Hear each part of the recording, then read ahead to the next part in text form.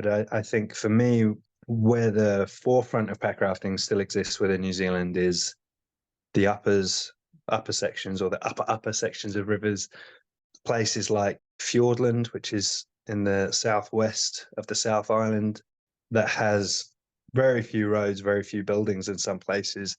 And it's, as the name suggests, a series of fjords and sounds.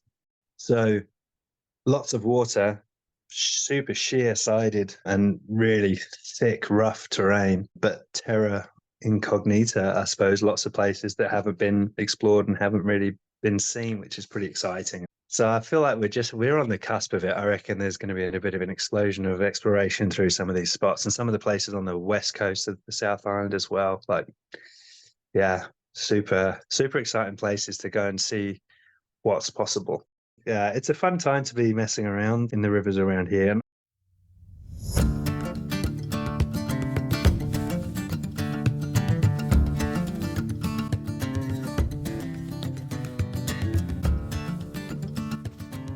Hello, my name is Lizzie Scully, and I'm the co-owner of Four Corners Guides and the co-author of the Bikeraft Guide with Steve Fassbinder, aka Doom. We run a multi-sport adventure guide service based out of the very small town of Mancos, Colorado, home of Alpaca Raft, the Mancos Brewing Company, and many other incredible small businesses. We live about a half hour outside of town at Skullbinder Ranch, our 35-acre base camp on the border of Mesa Verde National Park and the Ute Mountain Ute Tribal Park. Late last year, we started this podcast, A Beginner's Guide to Packrafting and Bikerafting, to bring you another learning channel for these activities. In this podcast, we'll share helpful informational interviews with experienced athletes, guides, and others in the community, along with how-to episodes and storytelling. If you have any requests or questions, ping us at fourcornersguides@gmail.com or comment on our social platforms. So, starting today and through the fall, we'll be sharing stories, podcasts, videos, and photos focusing on international packrafting adventures, including places we guide or will be guiding, such as La Venta River in Chiapas, Mexico, and Chilean Patagonia, as well as some places we are not guiding, such as Tajikistan and beyond. February 2025, we're heading over to New Zealand to partner with Hugh Miles of Packrafting Queenstown and Dean Parker of Dean Parker Adventure Channel on a specially curated adventure of that country's finest rivers.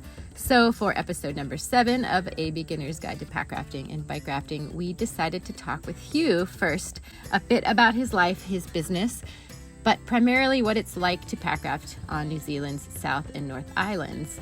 Well-spoken and extremely knowledgeable about his adopted country, Hugh shares stories about his favorite adventures, the wide variety of rivers available for beginner to advanced boaters, the first descent opportunities for the world's hardiest packrafters, and the many highlights of paddling in New Zealand. I hope you enjoy this conversation as much as I did. I have some serious FOMO right now. All right, well, let's have a listen. Yeah, hi, my name's Hugh Miles. I'm from Packrafting Queenstown down in New Zealand. We've been running packrafting. Well, I've been guiding down here since 2013, I think we started. Running our own business since 2018. Yeah, so we run guided trips and courses and all sorts of stuff on the beautiful rivers that we have down in the South Island of New Zealand.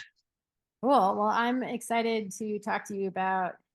Primarily, I want to ask you about packrafting in New Zealand because I know that so many people are chomping at the bit to get over there and packraft because you have some of the best packrafting in the world. But first, I want to ask you a little bit about your background, like where you're from originally and what your childhood was like, what other sports you did, that kind of thing. Can you tell me a little bit about your youth in New Zealand? Yeah, sure. It's like a therapy session. This is great. No, so yeah, I'm originally from the UK. I grew up just outside London, big Welsh family, hence the funny spelling of my name. I moved, I've been pretty nomadic. I haven't lived in the UK much since about 2009 or 10, 2009. Yeah, when I was based in the UK, I've been working in outdoor education since 2005 and adventure tourism and guiding in all sorts of different guises, I suppose. So I've been a river guide, trained up as a mountain leader in the UK. I've been a canyoning guide, sea kayaking. I did my raft guide training in Wales many years ago. I do all sorts, and have done for a long time, finally have narrowed it down that I do more river guiding than anything else, really. Been a ski patroller in the winter, and I still do a little bit of training with search and rescue teams around the country for Rescue 3 and civil defence. So that's who we have here who respond to floods and earthquakes and all that sort of stuff. So I do a lot of work with those guys.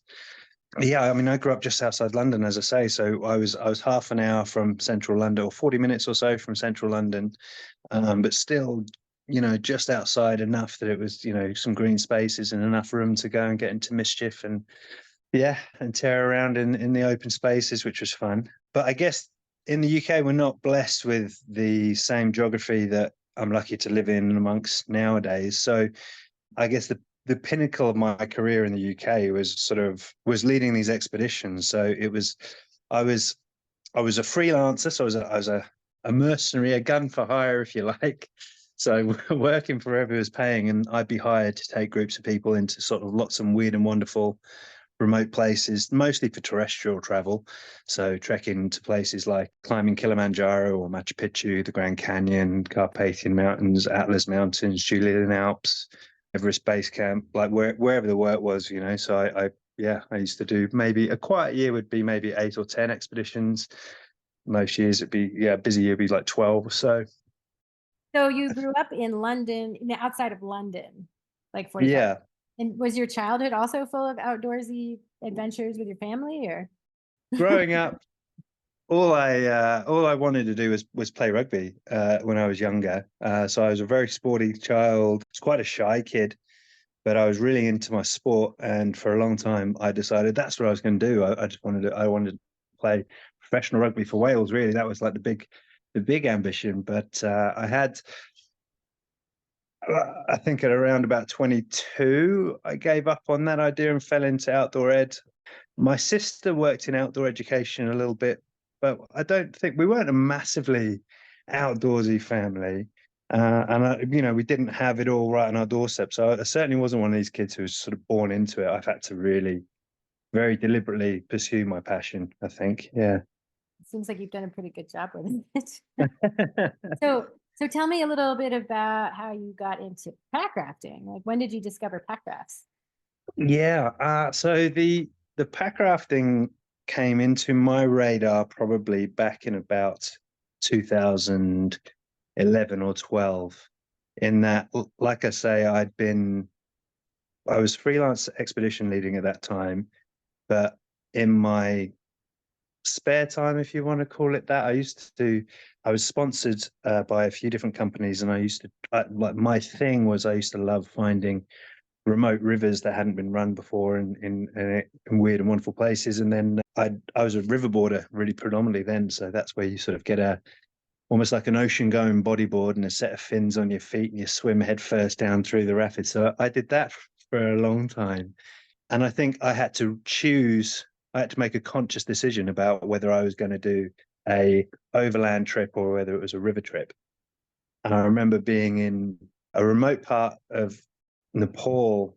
We were trekking around this village called Sikles near like the Annapurna region. And I was supposed to be looking after my clients, and all I could do was be staring at these rivers we were walking past, like, oh, if only I had my river running gear. So a friend of mine introduced me to pack rafts around 2012-ish. And honestly, I felt like someone had invented a sport for me. I was like, this is amazing. I don't have to choose anymore. Yeah, so that was sort of when I fell into it. Yeah, back 2012-ish. But I think when I first heard about it, I'll be honest, I was a bit skeptical. I thought they sounded lightweight, and in my mind, when I heard someone say ultra light, I understood that what they were saying to me was they meant that it was really super fragile. So I thought, I don't know, this is a bit gimmicky, man. Like, I don't want to be in these remote places and have this little boat fail on me, which I guess is what, the origins of pack rafting, these cheap boats that people could buy that wouldn't last longer than one trip before Alpaca got started. So I think after a year of using them and helping my friend out with them, I realized that they were actually a lot more robust than we were expecting and far more capable. And then some of the leaps and bounds that happened in the boat design really changed the game as well. They used to be, I don't know when you started, but the old school boats, they didn't have the pointed stern. They used to, what do I, they call it, like bandersnatch or whatever, you know? boats. I call them Yeah. here. Yeah, no, I just started Yeah. 6 years ago, so I got to start in a narwhal. I basically started. Oh my God. Gosh, when was that big change? It would have been about 2013, 14, somewhere around there. Boat designs jumped forward, and that was huge. And suddenly you're like, all right, well, what else can we do? Because we were always quite conservative with what we tried to do. We'd run the odd sort of grade 3 rapid that we know well. And I remember the first time I ran grade 3 rivers with my packraft, I kept my fins on from my riverboarding days because I was like, I'm gonna swim and I'm gonna have to self-rescue back into this thing. I was ready. And you just knew it was a matter of time. But I think the boats have come so far now that all of a sudden then the trips or the expeditions aren't all about type 2 fun anymore. You know, they don't have to involve swimming in hypothermia and, you know, all this hardship that some of the early trips sound like they were fraught with. Yeah, But yeah. completely. So I'm curious, like the transition from, did you do like grade 3 in the on your with your fins on your board also? Yeah, yeah. I used to run grade 5 with my riverboard. Ooh, Yeah, wow. yeah. I mean, very specific types of water though. You know, lots of big volume. Big volume's your friend. So where we are in Queenstown here, we're very lucky that we have the Calvaro River that drains the lake here, that runs an average of about 200 tons of water per second. Trying to think what that is in CFS, but it's big volume. So lots of the rapids there are created by the sheer volume of water, you know. So you get loads of whirlpools and seam lines and big wave trains. But crucially, there's not that many rocks, or there where they are, there's plenty of water to, you know, maneuver your way around it. Certainly very, very different from the sort of territory that we take the packrafts into nowadays, that tend to be the upper sections of the river, less well traveled, harder to get to, and lots of the time lots rockier as well. So yeah, that was my thing for a little while before I had a fully developed frontal cortex. I was swimming headfirst down these big rapids. And I did lots of first descents in South America, sort of in Ecuador and Peru, and then Nepal was like probably the last big one we did with the riverboards. But yeah, it's been a bit of a career now. That sounds like it. I've never actually even heard of this. I'd love to see some of your, could we have some of your old photos? So I can, Yeah, I can try and find something. Yeah, I mean it's great. You can we used to go off down these rivers and then find really nice waves and holes and stuff and just surf in them for a couple of hours until you're tired and then carry on downstream. It's great fun, great fitness, and a so really great way to sort of get an understanding of like hydrology, because it's not theoretical. You can feel what the currents are doing to you. You know, it's not there's no filter through which you feel the current. It's not like you have to feel what your boat is doing to understand what the water's doing. It literally pulls your legs, your limbs in different directions. You can feel it all. So it's a really great grounding, I think, for river running. would you say that it's even more niche of a sport than bike rafting? Yeah, possibly is. Yeah, and certainly hasn't grown and blown up in the way that like bike rafting and pack rafting have at all. Yeah. I wonder why. Yeah, yeah. Well, actually, so I do have some other questions I wanted to ask you about Zealand, but since we're on the topic of rivers, I'm really curious about the rivers, like the difference between the North and the South Island, and like what are some Mm. like key characteristics? First, what are some key characteristics of like New Zealand rivers? Well, I think one of the big things is that you often hear New Zealand described as like a mini Alaska, right? Because we have lots of beautiful remote rivers that just don't really have roadside access to them. So there's lots of valleys you can walk into and paddle out of. So it's all just a bit smaller. So there's not vast untracked tracts of land, well, not as many as you do up in Alaska, but Yeah, there's just a beautiful network of trails, and we're so lucky to have a backcountry hut system here. So you can walk into these wild places quite often on trails, and you don't need to take your tent with you because you can stay in these beautiful huts, or in some places, which keeps bags a bit lighter. And then the rivers themselves, yeah, I guess packrafting territory here has become either, well, it's changed over the years. It started off, I guess, classic packrafting would be hard to reach rivers, places you had to earn your paddle, walk into, and these would tend to be sort of braided alpine rivers, not ever so deep, maybe sort of 10 to 20 tons of water per second, or 10, 20 cubic, boulder strewn sometimes.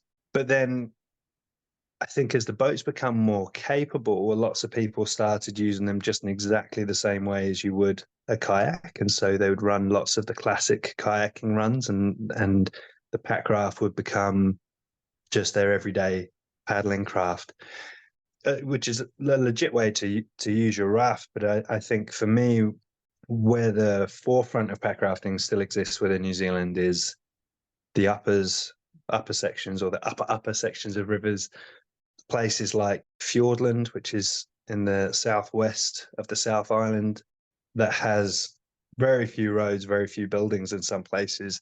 And it's, as the name suggests, a series of fjords and sounds. So lots of water, super sheer sided, and really thick, rough terrain, but terra incognita, I suppose. Lots of places that haven't been explored and haven't really been seen, which is pretty exciting. So I feel like we're on the cusp of it. I reckon there's going to be a bit of an explosion of exploration through some of these spots, and some of the places on the west coast of the South Island as well. Like, yeah, super exciting places to go and see what's possible. But you have to be ready to experience what's not possible as well to do it. So it takes a special flavor of packrafting to get into it. I think you have to kiss a few frogs before you find the princes, right? Right. So you have to be willing to suffer and have really crappy time, because Yeah, might be. or walk into places that just don't go and walk home again.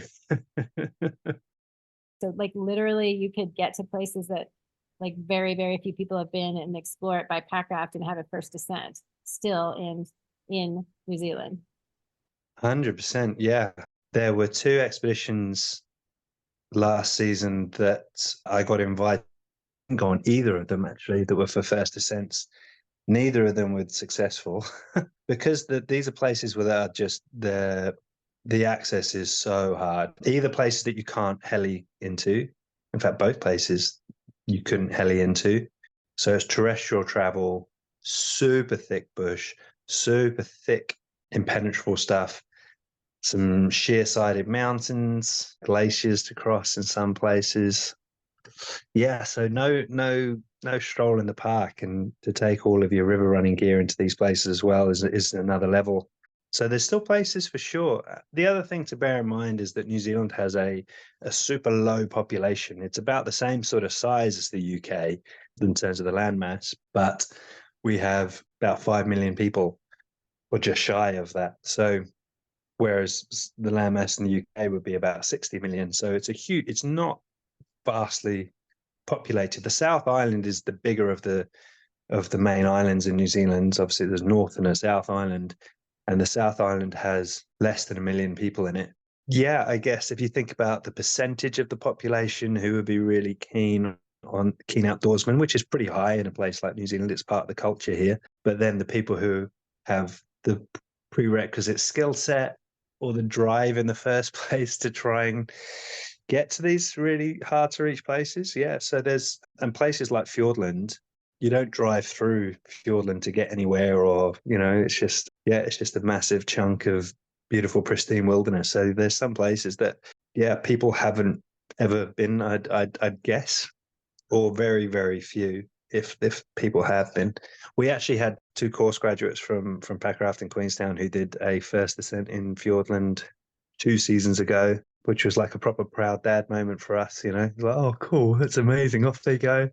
So yeah, like the secret is often finding these places to sort of to find your objective in the first place, I think. So there's lots of sort of skulking around in maps and reading old blogs and old archives and hearsay, rumor, and speculation from friends. And, you know, these things have a way of you start pulling on the threads and see how likely it is that these places are going to be possible to get to. Or maybe you find out that somebody else has already been in there and then you're trying to get some beta off them or some information.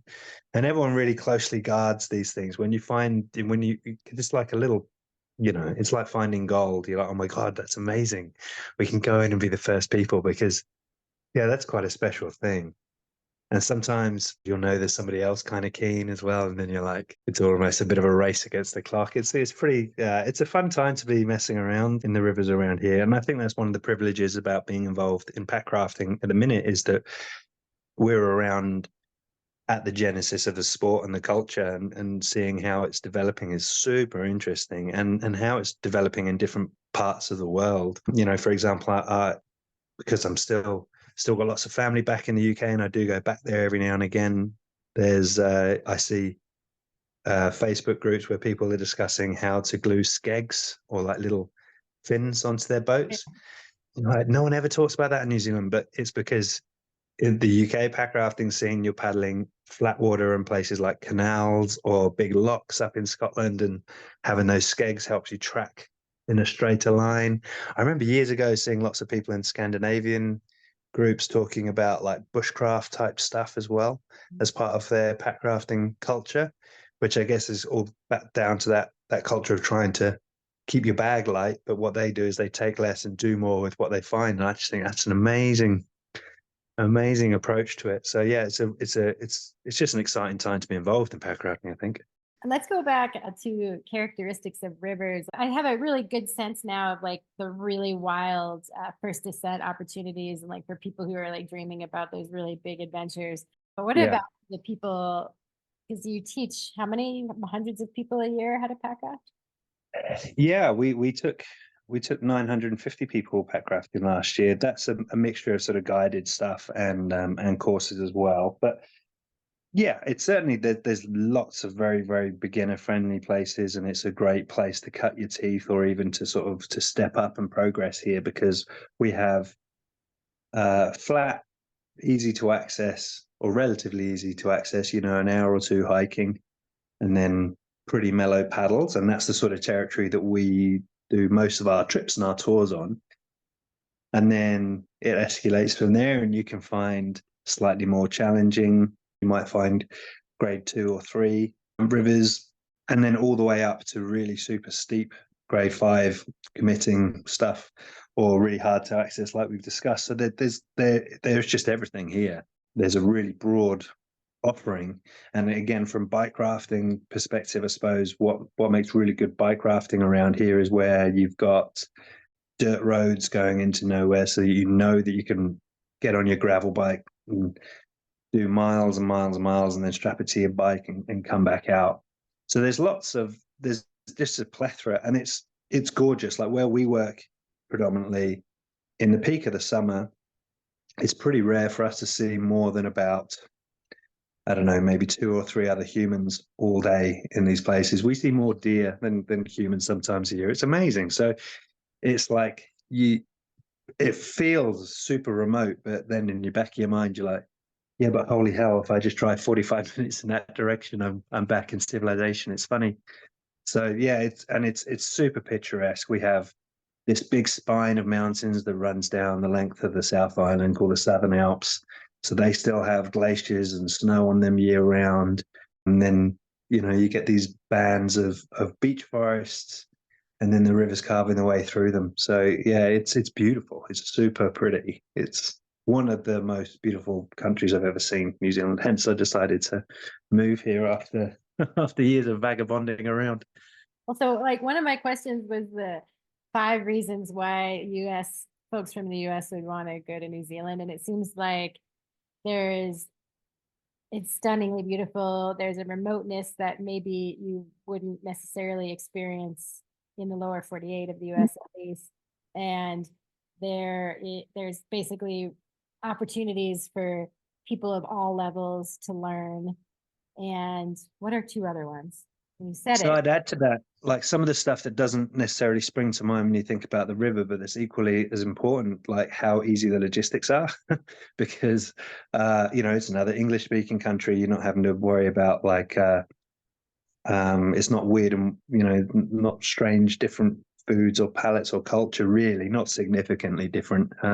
So there's the ease of all of that, which is great, and it's certainly if you're traveling to places like Patagonia, for example, that things aren't, I mean, not to throw shade on Patagonia specifically, but that going into lesser developed countries is more challenging. And here you get to have the wilderness experiences, but then that you're going to have a warm shower and a cold beer and all the creature comforts. You can go to the pub and it's all just it can be quite civilized, or it can be quite savage and wild, but it's a really easy country off the river for sure. So that's really cool. And I think the whole vibe of the country, to be honest, like it's a very laid back place, quite a relaxed place. Yeah, you'll see people walking around the supermarkets with no shoes on, and it's all just kind of like pretty chill. And it's a lovely culture and really friendly people. If you're living in a country where on the South Island there's less than 1 million people, then you have to be nice to everybody, because otherwise you just don't make any friends. Like these places can be quite small little rural communities, and everyone's always pretty curious about what you're up to, and pretty keen to share that, the famous Kiwi hospitality, and spin a yarn with you, find out what you're up to and what your plans are and where you're from. And, it's a friendly place as well. It's cool. Well, that answers my 5 questions. You mentioned huts, and I want to know a little bit more. So I mean, picture cabins in the woods, essentially. So these are throwbacks from, years and years and years ago, from sort of the gold mining eras back in the 1800s and all of that sort of stuff, a lot of them. So they grew out of that. So some of them are pretty rustic, shall we say. It might just be some corrugated iron and some really basic bunk beds that have been put together with, looks like tree branches and stuff, in the super remote and hard to reach places. But then there's also a network that's looked after by the Department of Conservation and other amazing trusts and charities that go and restore some of these places and look after them. So that there'll be toilets, facilities, some water, bunk beds, not much more than that, some mattresses, but that's all you kind of really need. So it's not unusual. We have a series of hikes here in New Zealand called the Great Walks. I think there's 9 of them. There might be 10 now. There was talk of bringing a 10th one on anyways, but there's a lot of them. And these Great Walks, the facilities are upgraded a little bit. So the tracks are really well groomed, I suppose. You can almost take a wheelchair down them. Some of them are super smooth and easy to hike. And the huts in those places might even have solar panels and lighting and flushing toilets. And so they can get quite fancy. I mean, backcountry fancy. But picture sort of dorm rooms with big bunk beds. So you might be sleeping in a dorm room in the busy part of the summer. There might be sort of, I don't know, maybe 20 people in the huts, all sort of sharing that communal space and stinking the place out together and drying their socks around the fires and comparing their dehy meal choices in the evenings and such. It's a really cool system. I know that in Europe they have something similar, and in fact sometimes even better facilities, where they'll even have kitchens and you can pay to eat there, so you don't even need to take your stove or anything, which is pretty cool. But these are a lovely sort of halfway house. You've got a bit of shelter and a chance to get warm, get dry, meet some other people, or even sit out and wait if the weather turns bad. It's a real asset. We're so lucky to have them. Is it possible to stay in one every night, or do you intersperse that with wild camping? Well, what we tend to do is we tend to camp nearby, which is sort of a halfway house, in that what's lovely about that is that we get to manage our human waste, and we're always super conscious about our impact on these environments and trying to leave no trace. So using those bathroom facilities is super handy. But equally, we don't ever rely on those huts having enough space for us. So some of the huts that are really busy will have a booking system, but the vast majority are first come, first served. So if it's a small hut, for example, on the Landsborough River, there is a hut at a place called Creswick Flat, that I think is a 4-bunk hut, so it can fit 4 people. So we would never assume that that we can all squeeze in there. So we just take our tents with us. If there's no one in the hut, then we might go in there and eat all together out of the elements and away from the famous New Zealand sandflies. But we tend to camp out as well, which is, I think there's something amazing about sleeping in tents, and I just love it. So yeah, it's a real authenticity to it, I think. So I also want to, let me see, did I cover all the things about your rivers? Is there anything else that you want to share with us about like rivers and pack rafting in New Zealand and what makes it so special? Yeah, I think that's pretty well covered. I guess it's slightly, the North Island and South Island are different. I have said about the population differences, and that's really the main thing. Yeah, down here it's more remote.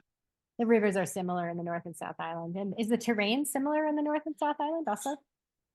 No, actually it's not. Yeah, maybe we should talk about that a little bit. So in the North Island of New Zealand, it is slightly different character.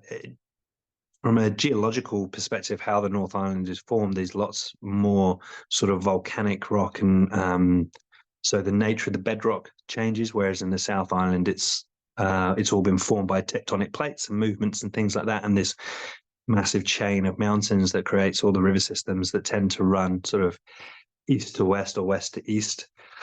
In the North Island, it's more populated, so less wilderness areas, lots of farming land, so maybe the water quality isn't as good in the North Island.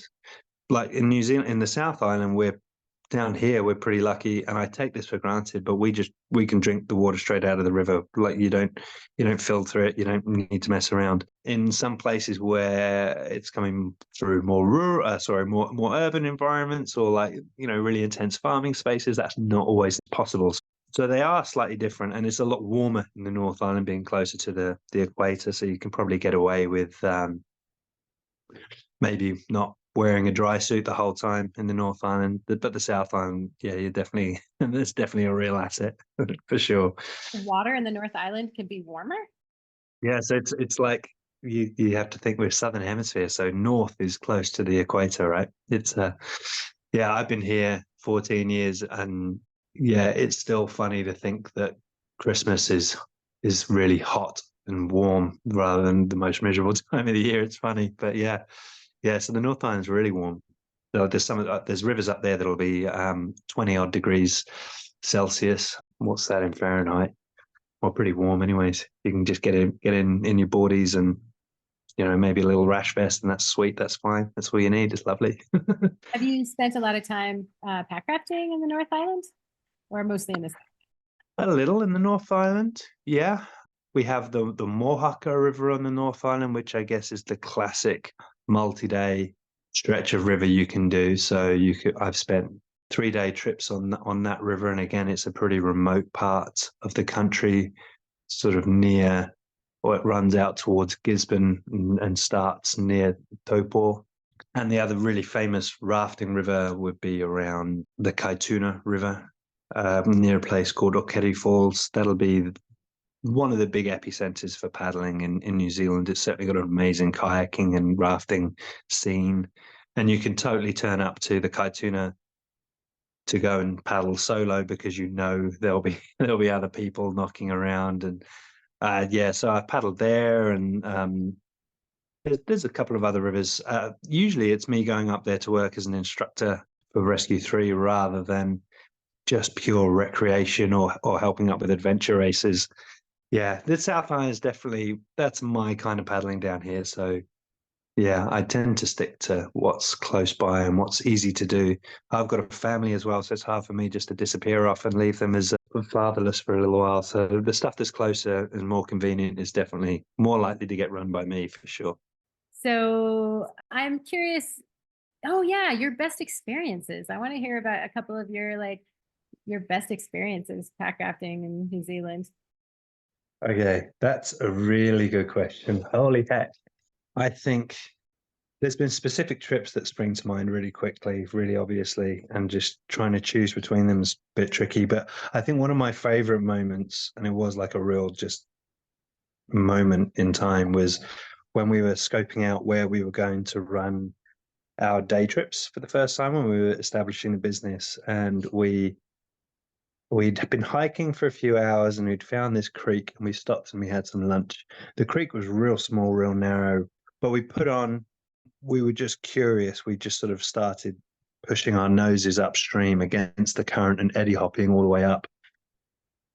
And we came into this sheer sided, maybe, I don't know, 40, 50 feet gorge that was only, you could stretch your hands out, both hands from the packraft, and be touching either side of the wall. And so you couldn't really paddle, but you could sort of push your way up there. So that absolutely blew my mind. It's a spot that we now take everybody to. It's on the Reese River. So I think for a specific moment that like melted my head. I was like, this is amazing. And it's on a pretty popular multi-day walk. So it's part of the Restart track, which is a traditionally 4-day hike that people do. So it's thousands of people would have just walked past this place and had no clue. So it just felt like such a privilege to be in there. And the water's like turquoise. It looks photoshopped, it's like that absolutely melted my head. I was like, this is amazing. And I just couldn't wait to share it, to show people, be like, oh my God, look at this place. So that as a specific moment was pretty amazing. But it usually my favorite river trip is the one that I've just finished. But I'd say probably the Landsborough last year for us was maybe not like a specific moment, but those few days we spent in there were that was amazing. It was just so beautiful. It'd been on my list for so long. I think I'd wanted to run it for close to 10 years. So to finally be in there and to have my expectations beaten was pretty cool. Yeah, that's an amazing place to spend some time. And this is one of the rivers that we're doing on the expedition with you next year. Yeah, again, a big wilderness area. We didn't see, we saw some people on the other side of the river, but they weren't close enough for us to talk to. But that was it for days. The river itself was always interesting. Lots of small sort of grade 3 staircase style rapids. There were some big boulder gardens to come through as well. It has this reputation, the Landsborough, of being an ego killer, I suppose. So I think if you're not ready for the Landsborough will let you know. And so we went in sort of humble, like ready there was going to be a serious trip and we would have to keep our wits about us, or that was our perception. And it actually was a lot more fun and a lot less serious and a lot more rewarding than we were perhaps anticipating, but glorious. And again, we had a really mixed group. We had some super confident career raft guides and career paddlers down to some fairly new and inexperienced packrafters. And there was nothing that you couldn't walk around if you're intimidated or didn't fancy having a swim when you're still days away from civilization. So none of it was committing, and it was super pretty in parts as well. And I think just again having that completely false sense of ownership because you're the only ones there is super special.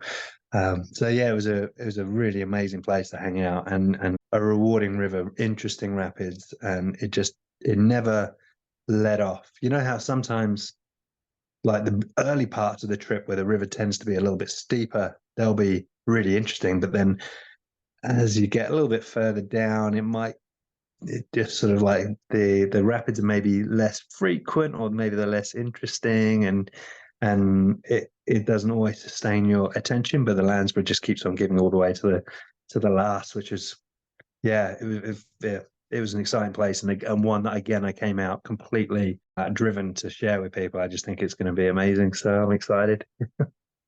Cool. So it was a private trip with friends that you went on.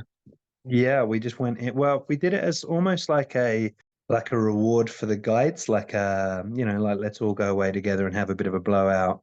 And then in the back of my mind, like, hey, also I wonder whether we go in sort of thinking, hey, we can recce this, and I wonder if it works, maybe we consider bringing some people back. But it certainly wasn't the intention, and it certainly wasn't the intention to create a film out of it either, which is what we ended up doing. So yeah, it escalated. It started off as like a bit of a jolly, like, hey, wouldn't it be really cool if we all just set this one weekend or long weekend aside and go away together? And then all of a sudden it's turned into a film, and we're looking to guide people in there, and yeah, it's all snowballed in the best possible way. All right, so I guess like reasons to go to New Zealand. Like I mean, I know like, Mm. I saw Lord of the Rings. Right? Yeah. So are there other things like a few different reasons why that people don't know from Lord of the Rings or don't know about New Zealand that you think that they should know? Yeah. So I think one of the other appealing things about New Zealand is that because we're Southern Hemisphere, when it gets cold and miserable and the deepest, darkest bits of winter, it's the perfect time to come here, and you just get to skip it out, chase the summer. And like you say, the South Island in particular is like an enormous Lord of the Rings film set.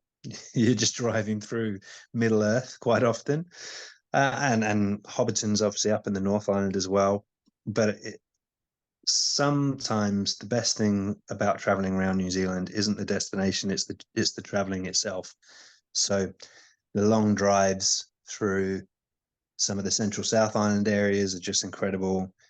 Where I have chosen to live in Queenstown is an amazing wine region. So we make like award-winning, mostly Pinot Noir, Pinot Gris.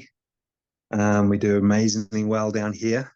There's loads of other activities to do down here as well. So when people come, in the past, they might come spend a few days on the river with us, but then after the trip, Queenstown's known as the adventure tourism capital, right? So it's the first place in the world that they've started bungee jumping. So there's 3 bungee jumps you can do. There's some of the best downhill mountain biking anywhere in the world, probably second only to Whistler. There's jet boats, there's bungee jumping, there's skydiving, there's mountain biking, climbing, canyoning or canyoneering, however you want to call it. So you're never stunted by a lack of opportunity. If you're bored in Queenstown, it's a lack of imagination, not opportunity. It's all here.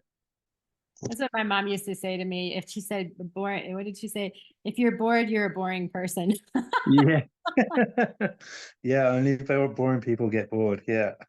Well, is there anything that I'm not asking you that you want to share with me that you feel is important about you or New Zealand or your guide service or? No, I don't think there's anything or nothing's jumping to mind. I'm like, or it'll probably spring to mind in a couple of days. I'll be like, should have said that, but. Oh, I have a good question for you. How about this for a final question? Tell me a little bit about what it's like to go packrafting with Dean. With Dean. What's amazing, if I'm honest, the best thing about paddling with Dean is knowing that when you get home, you're going to have some epic pictures and some amazing videos, because he's such a talented videographer, aside from being someone who's owned his own rafting company and put in first ascents all over the place in his own right as well. So a great river runner.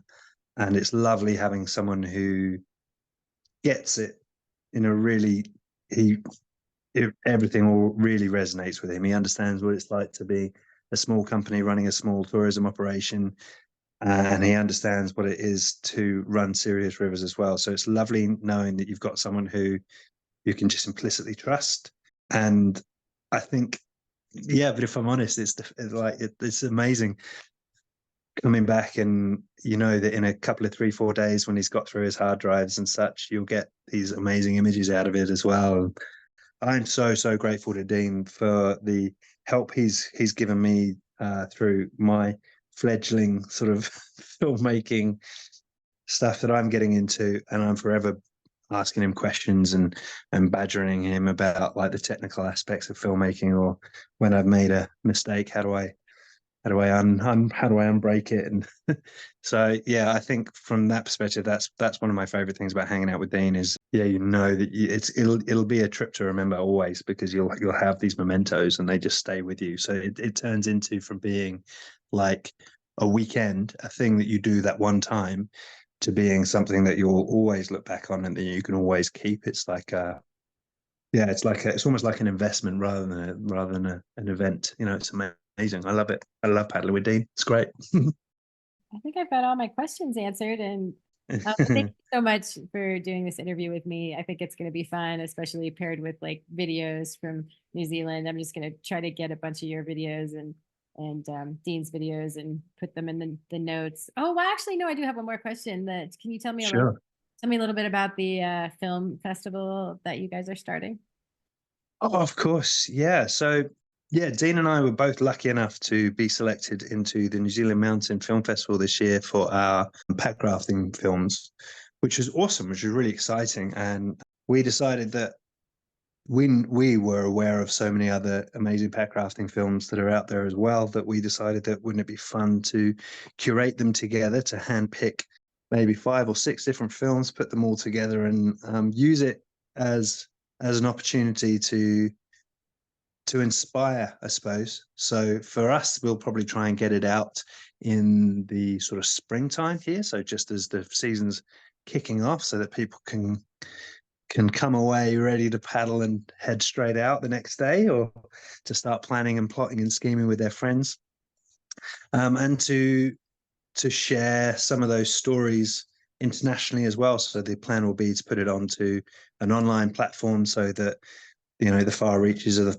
the pack rafting world can also, maybe they can live vicariously as the winter months approach, and they can watch pack rafting films and remember what it was like during the summer and plan for the next one. So yeah, we'll have that curated and ready to go, hopefully for our springtime, which I guess would be like September-ish. Yeah. Oh, wow. Okay. So pretty soon. Well, we'd like to. We'll try. That's the working goal. Dean is also a farmer, and he's super busy with calving season at the minute, and so that might push things out a little bit. But that's the aim, is to do it as early as we can to inspire people. But we'll see how the timeline progresses. Cool. Well, thank you for that information. We'll definitely keep people posted about that film festival and talk about it to our fans and followers. Nice, yeah. Well, thanks so much for having me on. I think it's the first time I've ever been on a podcast, and I've been listening to all of your ones as they've been going. So I'm excited to be like, oh my God, that's me. Yeah, it's really fun. I'm having a good time with it. Yeah, cool. I mean, I've been a journalist for 21 years. Like that was my career before I started service marketing. But first it was journalism and magazines and newspapers and online publications. And then of course, I eventually bought houses and wanted to make some money. So I had to get into marketing and public relations, because you don't really make money as a journalist. But this is sort of like, this is fun. It's different. It's engaging. And I get to talk to, it's kind of like when I wrote the Bikeraft guide, I got to talk to like all the coolest people in the world, like all the coolest in the world. So now I'm just taking that another step further. Yeah. So I love it. It's really fun. Yeah, cool. But you're doing a great job as well. As I say, like we've been, listening to them every time they come out here. So yeah, looking forward to seeing some more come as they go. Great. Well, thank you. Thanks so much for joining us for the Beginner's Guide to Packrafting and Bikerafting podcast. If you'd like to follow us, you can do so on Podbean or Spotify. You can also find the show notes on the fourcornersguides.com blog and on the podcast page. If you have any questions, comments, or suggestions, please email us at fourcornersguides@gmail.com. Thanks so much for listening.